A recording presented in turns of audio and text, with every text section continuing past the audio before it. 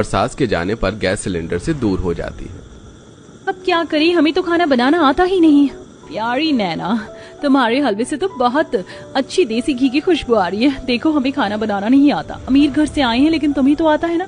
बना दो प्लीज, आज पहली रसोई में हमारा इम्प्रेशन खराब हो जाएगा ससुराल में। ठीक है दीदी, मैं बना देती हूँ। तब नैना फटाफट से दोनों बहू का खाना भी गैस सिलेंडर पर बना देती है और अपना भी तैयार कर लेती है। और फिर सब लोग तीनों बहू के हाथ का पहली रसोई का खाना खाकर खुश हो जाते हैं। वाह, ये सब्जी पूरी तो बहुत अच्छी बनी है। नाइस रागिनी। हाँ बहू, तुम तीनों बहू के हाथ का खाना बहुत अच्छा बना है और ये सूजी का हलवा तो बहुत स्वादिष्ट है। स्वादिष्ट तो होगा ही, हमारी नैना बहू ने घी और मेवे डालकर चूल्हे पर जो बनाया है। माँ जी, स्वादिष्ट तो होना ही था। मेरी सास, आपकी सास की सास, सबका प्यार जो है उस रसोई में। देख रही है ना बिपाशा कि कितनी बटरिंग कर रही है सबके साथ। और ये देखकर मैं बहुत इरिटेट भी हो रही हूँ दीदी। पहली रसोई का खाना खाकर सब अपने अपने काम पर चले जाते हैं। रात को तीनों बहू पुश्तैनी रसोई में खाना बनाना शुरू करते हैं। तब फोन चलाते हुए बिपाशा गैस की नोब ऑन करके बाहर चली जाती है। अरे, यहाँ पर तो मुझे नेटवर्क ही नहीं आ रहे।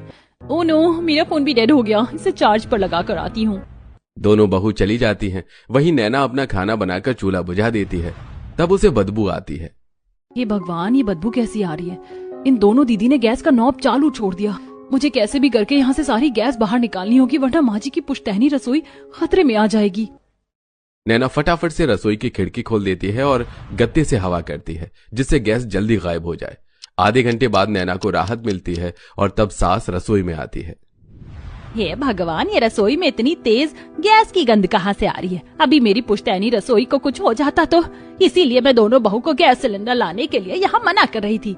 माँ जी, आप चिंता मत कीजिए, आपकी पुश्तैनी रसोई की धरोहर को मैं कैसे कुछ होने दे सकती हूँ। मैंने सारी गैस की गंध बाहर निकाल दी है और ये गैस सिलेंडर भी हटवा देती हूँ। अब से चूल्हे पर ही खाना बनेगा। अच्छा हुआ बहू तूने मेरी पुश्तैनी रसोई संभाली, वरना मैं अपने बड़ों को क्या मुंह दिखाती। दोनों बहू हंसते हुए अंदर आती हैं और सास उन्हें डांट देती है। बहू, ऐसे खीखी करने से कुछ नहीं होगा। तुम्हें यहाँ होना चाहिए था, आज तुम्हारी वजह से कितना बड़ा नुकसान हो सकता था। लेकिन माँ जी, ऐसा कुछ हुआ तो नहीं ना? Now chill.